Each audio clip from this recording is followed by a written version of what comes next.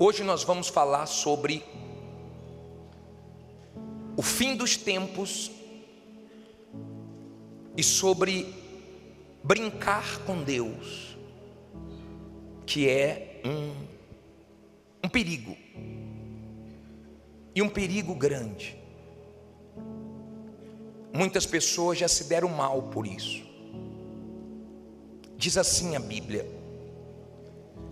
Gálatas 6:7: não erreis, Deus não se deixa escarnecer, porque tudo o que o homem semear, isso também o que? Ceifará. Olha para mim, por favor. Deixa aí já a sua Bíblia aberta. Vá um pouquinho para frente, em 1 Pedro 4, versículo 1. Vá para frente. 1 Pedro 4, versículo 1. Por favor. Deixe aberta aí e preste bastante atenção no que nós vamos falar agora. Acharam? 1 Pedro 4, versículo 1. Quem tiver dificuldade para achar, eu vou colocar no telão. Mas agora eu queria que você olhasse para mim e prestasse bastante atenção. Olhe com atenção para o que nós lemos. Não cometa esse erro de brincar com Deus, porque tudo que nós plantamos, nós vamos colher. Podemos não colher na hora. Na hora pode parecer que não aconteceu nada, mas depois vem as consequências. Isso na vida de todos, independente de título, de tempo de igreja, independente de tudo.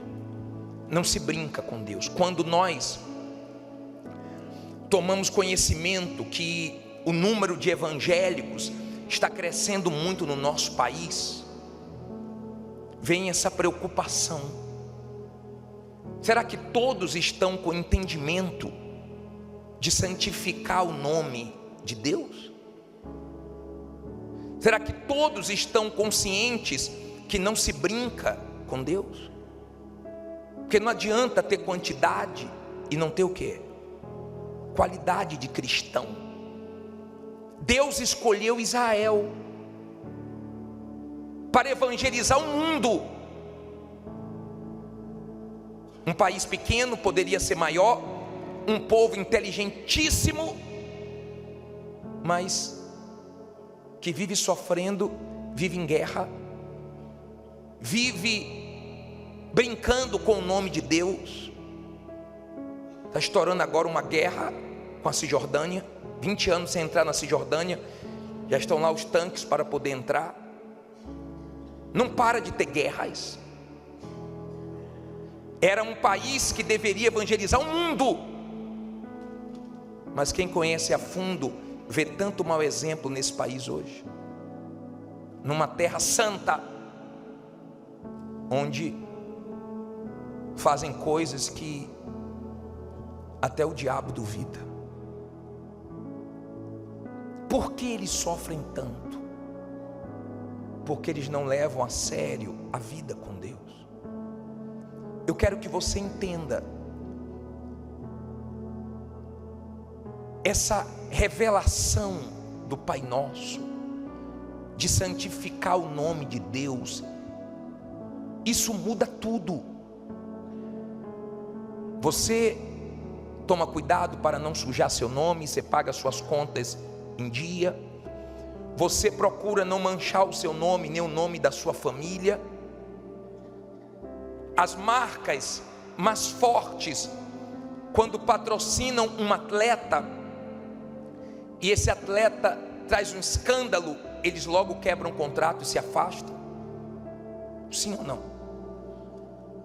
Nos Estados Unidos, um atleta famoso traiu a esposa grávida e perdeu contratos milionários, porque as marcas disseram o seguinte: não quero o nosso nome vinculado com ele, com esse escândalo. eles pulam fora, não combina. Como é que vai combinar o nome de Deus com as coisas sujas, com a mentira, com as coisas erradas? Isso não vai dar certo. Isso nunca deu certo. Isso nunca acabou bem. Às vezes, por Deus não conseguir, escute bem isso, às vezes, Deus tentando salvar tanto uma pessoa e Ele não consegue ser santificado na vida da pessoa, então Ele permite que aconteçam coisas para que aquilo que acontece traga temor para outras pessoas. Como assim, bispo? Quando eu leio sobre Ananias e Safira, me dá temor. Até o último minuto, Deus tentou salvar, mas como eles queriam engano, então Deus permitiu que eles morressem para trazer temor para a igreja. E o nome dele foi santificado, não como ele queria, mas da única maneira que ele encontrou. Você deve conhecer pessoas que eram pessoas consideradas de Deus, mas brincaram com Deus, e você falou assim, ó, coitada de fulano. Era uma coisa um tempo atrás, brincou com Deus, olha no que deu. Sim ou não? Por que Deus permite isso? Para que o nome dele não caia na vala, não se torne comum. O nome de Deus tem que ser santificado. É melhor a pessoa dizer que não é de Deus do que dizer que é de Deus sem ser. Você sabia disso? Tem um versículo que me dá muito temor. Esse versículo de 1 Timóteo 5:24, coloca na tela, por favor. Olha esse versículo, leia comigo no telão. Olha só. Os pecados de alguns homens são manifestos, precedendo o quê? O juízo. E em alguns manifestam-se o quê? Depois. Assim mesmo também as boas obras são manifestas, as que são de outra maneira não se podem o quê? Ocultar-se. O que isso quer dizer? Olha aqui para mim, por favor. Feliz daqueles que o pecado veio à tona, que antes de morrer ainda teve a chance de se consertar. Porque tem gente que está no pecado, mas está negando. A mulher vê que o marido está traindo e fala, amor, fala a verdade. Não fiz. Está claro que ele fez, está claro que ele traiu. A mãe pergunta, meu filho, você fez? Não, mãe, não foi eu não fiz. Mas foi. São pessoas que negam até o fim. E o pecado delas só vai ser revelado no dia do juízo, depois da morte. Ela morre negando, sabendo que fez, e vai para o inferno consciente, porque não tem humildade para dizer o quê? Fiz, me perdoe, errei, me ajude, tenha misericórdia de mim. Precedendo, antes do juízo, igual o candidato, né? Pré-candidato, ele ainda vai ser candidato, ele é pré. Se o pecado veio à tona antes da morte, feliz da pessoa, porque ela ainda tem chance de quê? De ser salva. Você já viu demônios manifestarem na igreja? Só que você viu demônio no corpo de um ser humano. Você já parou para imaginar o que é morrer? Morrer. E você vê demônios, não no corpo de uma pessoa, mas como ele é, arrastando a sua alma para o inferno. Já parou para pensar nisso? E você não ter condições de falar, está amarrado, está repreendido, porque lá não tem mais o que fazer. Agora você já pensou, você morrer e os anjos levarem sua alma para o céu? Já parou para pensar nisso? Você morrer salvo,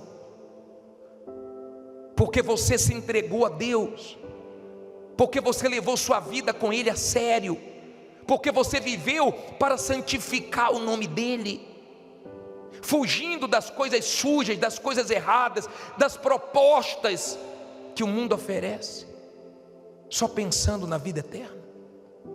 Já parou para pensar nisso?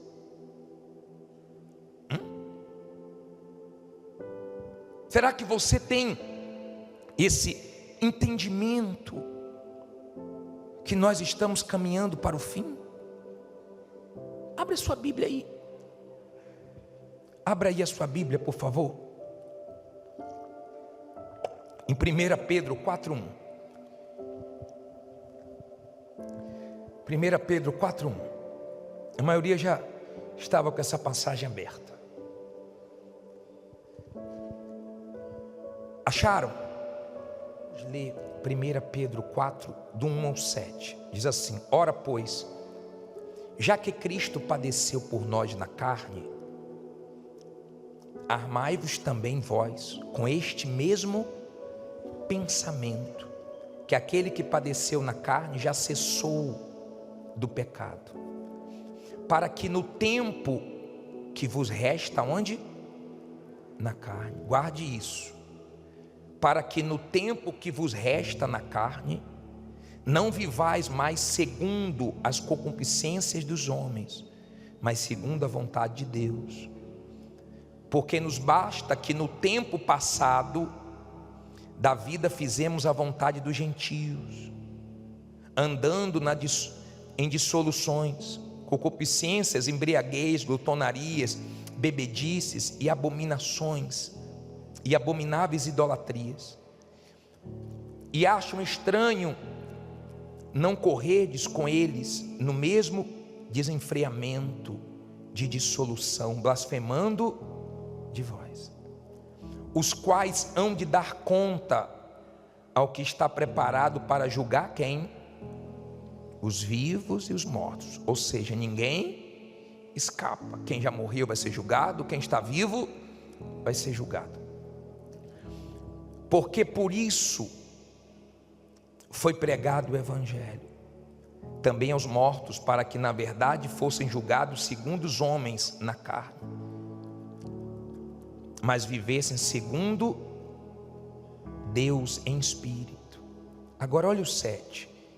E já está próximo o fim de todas as coisas, portanto sede sóbrios e vigiai em oração. Deixa eu falar uma coisa para você. Você percebe um mundo estranho?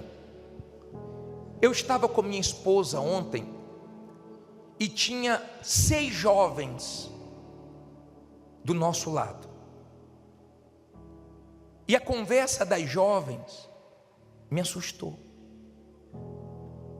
Elas tinham mais ou menos 20 e poucos anos, acredito eu, não mais do que isso. E uma disse assim: meu psiquiatra falou isso, a outra, minha psicóloga falou aquilo. Eu falei: meu Deus, 20 e poucos anos, olha a conversa delas. Meu psiquiatra, minha psicóloga. As crianças dessa geração não podem brincar mais à noite na rua como nós brincávamos. Aliás, não pode nem brincar de dia. Eu fui sair aqui, tinha uma rua fechada, aí eu fui por uma ruazinha estreita. As casas, não tinha uma casa sem grade, pareciam jaulas. Olha o mundo que nós estamos vivendo.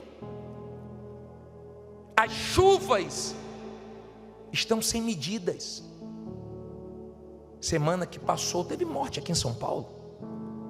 Não caiu uma chuva, não caiu uma tempestade. Sim ou não? O calor é infernal. O número de acidentes de aviões assusta. Quando você entrar num táxi, no Uber, no avião, no ônibus, entre em oração. Um empresário falou para mim assim, que ele ia contratar um piloto para pilotar o avião dele e fez a seleção para ver qual seria contratado, e um que ele dispensou, uma semana depois tentou suicídio. Uma semana depois tentou suicídio. Se ele tivesse contratado, ele nem sabia que aquele piloto estava pensando em suicídio. Será que você não percebe que o fim se aproxima, que a coisa está pesada? Será que você não entende o perigo desse mundo hoje? Pela manhã, a Rússia fez o maior ataque até hoje na Ucrânia. Imagino como é que deve estar lá. Centenas de mísseis atingiram agora a Ucrânia. Olha só. Você não vê melhoras, você não vê notícias boas, você só vê piora, você só vê bomba. Eu não tenho dúvida que o fim está chegando. Feliz de você que estava afastado e voltou. Feliz se você voltou por causa de Jesus, porque tem gente que volta sofrendo só para resolver problema, mas não quer nada com Jesus. Ela quer resolver problemas, mas não quer largar o pecado. O pecado entrega a sua alma ao diabo. O arrependimento traz você de volta para Deus. Pense antes de tomar suas atitudes. Eu vi um vídeo de um homem preso nos Estados Unidos, numa cela, sozinho. Ele andava para um lado, ele andava para o outro, ele andava para um lado, ele andava para o outro. Eu fiquei pensando, meu Deus, como é que pode a pessoa viver aí? Aqui no país, no Brasil, no nosso país, é pior, porque numa cela tem 20, tem 50, tem 100. E eu fiquei pensando, meu Deus, imagine no inferno. Porque as pessoas vivem como se não fossem prestar conta com Deus, e nós vamos prestar conta com Deus, e isso tem que estar na nossa mente. Antes de fazer besteira, antes de se entregar aos prazeres, antes de perder a cabeça, tem que pensar, peraí, eu vou prestar conta com Deus, Ele está me vendo, Ele está me vendo. Essa maneira de viver te preserva. Eu não vou fazer isso, não é porque minha mulher não está vendo, não é porque meus filhos não estão vendo, não é porque meu marido não está vendo. Eu não vou fazer isso porque Deus está me olhando. Nós vamos prestar conta com quem? Nós vamos prestar conta com Deus, cedo ou tarde. Talvez você diga assim, eu já sou de maior, já passei dos meus 18 anos, eu faço o que eu quiser, não tenho que prestar conta com meu pai, com minha mãe. Não tem problema não, daqui a pouco Deus vai te chamar para prestar conta com Ele, e você não vai poder escapar disso. Ninguém vai poder escapar disso. Um dia, todos os segredos, a Bíblia diz que Deus vai revelar. Depois você lê Romanos 2,16. Ele revela tudo no dia do juízo.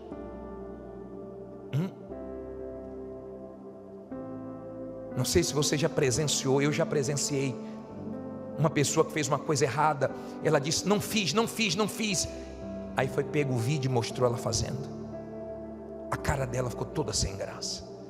Eu fico imaginando Deus mostrando, você fez, você teve essa oportunidade, aquela oportunidade, você me trocou por causa disso, você me trocou por causa daquilo.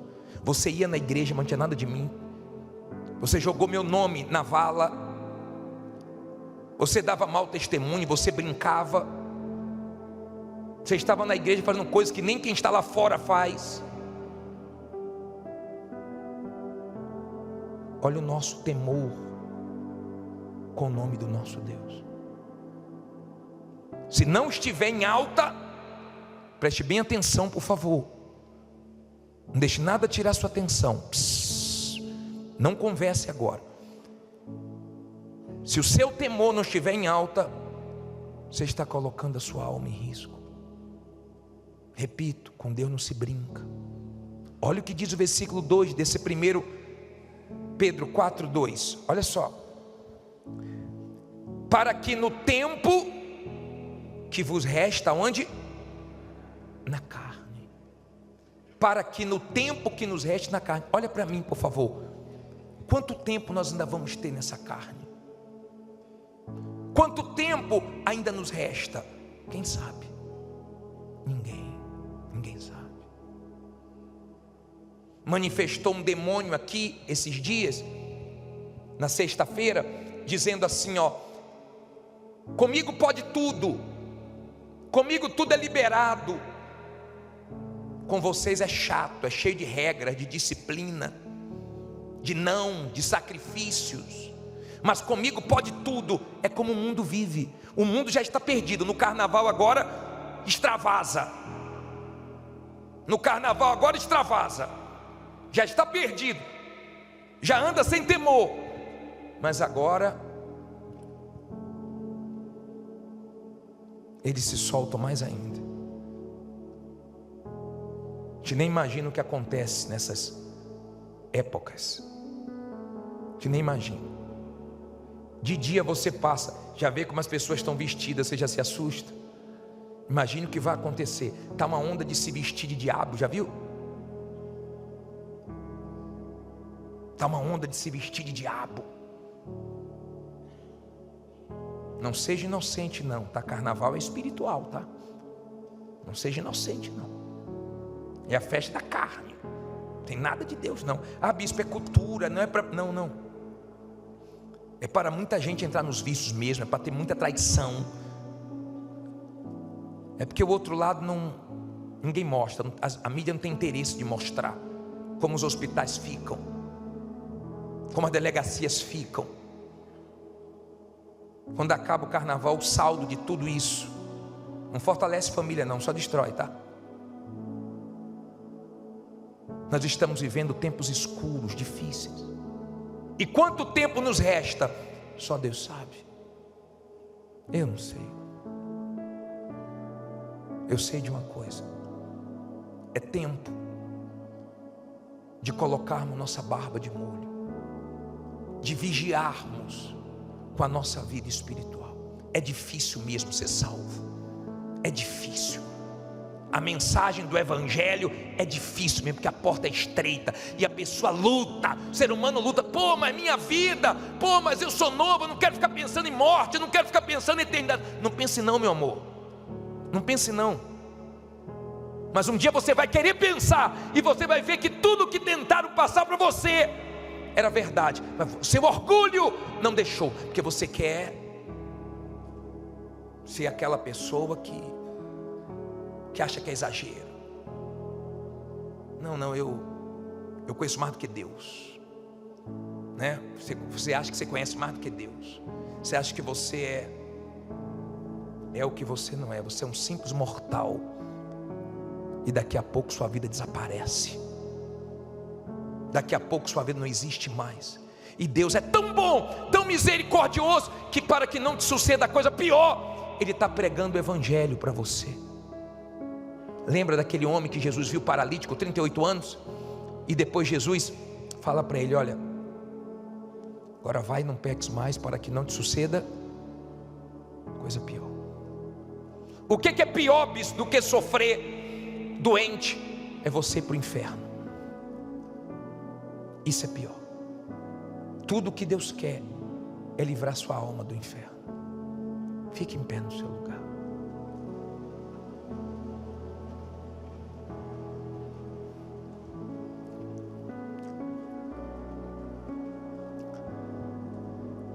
Por favor, não brinque com as coisas de Deus. Leve ela a sério. Se você já levava a sério, leve mais a sério ainda.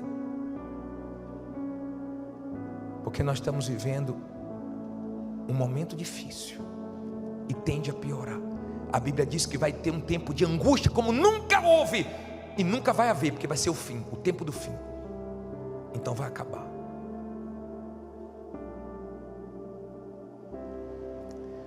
Nós vamos buscar o Espírito de Deus agora. Quem um dia você falou sério com Deus e você tomou uma decisão de largar a vida errada? Levante a mão. Como é que você fez nesse dia, hein? Você falou: acabou, não quero mais, não vou mais me envolver com isso. acabou, não foi assim? E começou uma vida nova. Se você tem brincado com Deus, toma essa decisão agora. Se você tem perdido essas chances que Deus tem te dado, você tem motivos para buscar Deus porque Ele é bom, já te deu tantos livramentos, tirou você do engano desse mundo, das religiões, te mostrou o caminho da salvação, hoje está te mostrando. Por que não levar a sério hoje e falar: acabou, eu vou viver para o Senhor, eu vou viver aqui pensando na vida que vem depois dessa? Por que, bispo, o senhor fala tanto da outra vida? Porque a daqui é pequena, a vida aqui passa rápido, ou não?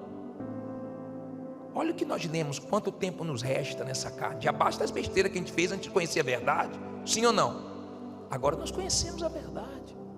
Custa agora viver na presença de Deus, custa agora. Você sabe o que é que um médico falou esses dias? Que ele trabalha num hospital muito movimentado aqui em São Paulo, muito movimentado, e ele faz plantão na madrugada. Ele diz que acontece tantas coisas estranhas. Ele disse que tem dias que ele não é da igreja, não. Ele começou agora. Ele disse: a gente vê cada coisa acontecer, a gente se arrepia todo, a gente vê que é coisa sobrenatural. Sabe por quê? É o lugar mais carregado que tem no mundo. É enquanto a pessoa ainda está entre a vida e a morte, ainda tem chance de salvação. Foi o que acontece, cada coisa, na madrugada, no pronto-socorro, no atendimento ali da multidão que chega diariamente. É um baleado, é um esfaqueado, é um acidente, foi o que é pesado. Ele achou estranho algumas coisas que aconteceram. Ele começou a vir na igreja. Mas eu queria que hoje você fosse despertado e trouxesse isso, como nós lemos, para o nosso pensamento. Isso tem que entrar.